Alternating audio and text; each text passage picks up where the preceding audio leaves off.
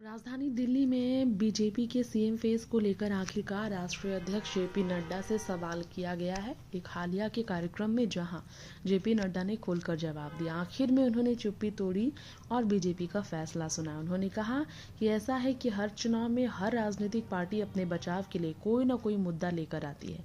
कई बार लोग नेतृत्व का विषय उठाते, लेकिन बीजेपी के पास हर राज्य के लिए अलग अलग रणनीति है।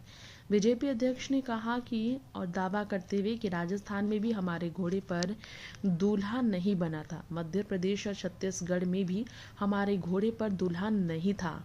अब ऐसे में जेपी नड्डा ने दिल्ली में सीएम फेस के बारे में जो खुलासे किए हैं वो ये है कि कोई बिना दूल्हे के ही बीजेपी बिना सीएम फेस के ही लड़ेगी और जीत कर दिखाएगी। जी हाँ, आपको बता दें, महाराष्ट्र में भी सीएम फेस के तौर पर किसी को आगे नहीं बढ़ाया गया था, फिर भी वहां बीजेपी ने प्रचंड बहुमत के साथ पिछले साल विधानसभा चुनाव में जबरदस्त जीत हासिल की और वही रणनीति अपना रही है बीजेपी अपना रही है बीजेपी दिल्ली के लिए। जी हाँ, ये बात अलग है कि बिहार के लिए बीजेपी की रणनीति काम नहीं आती, क्योंकि वहाँ नीतीश का बोलबाला है, इसलिए उन्हें एनडीए सरकार बनाने के लिए नीतीश को आगे करना ही पड़ा, सीएम फेस बनाना ही पड़ा है।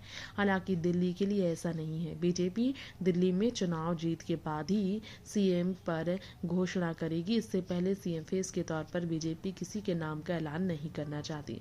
इससे पहले स्मृति ईरानी के नाम की भी चर्चा हो रही थी। हालांकि स्मृति ईरानी के नाम का जिक्र जेपी नड्डा ने तो नहीं किया। तो वहीं आपको बताना चाहेंगे, पीएम मोदी के ही चेहरे पर बीजेपी चुनाव लड़ रही है। अमित शाह, शिवराज सिंह चौहान से लेकर नायब सिंह सैनी और देश भर के तमाम वरिष्ठ नेता स्टार प्रचारक के तौर पर बीजेपी में जबरदस्त जीत के लिए देखा जाए तो दावों के साथ जनता को अपनी तरफ खींचने का प्रयास कर रहे हैं।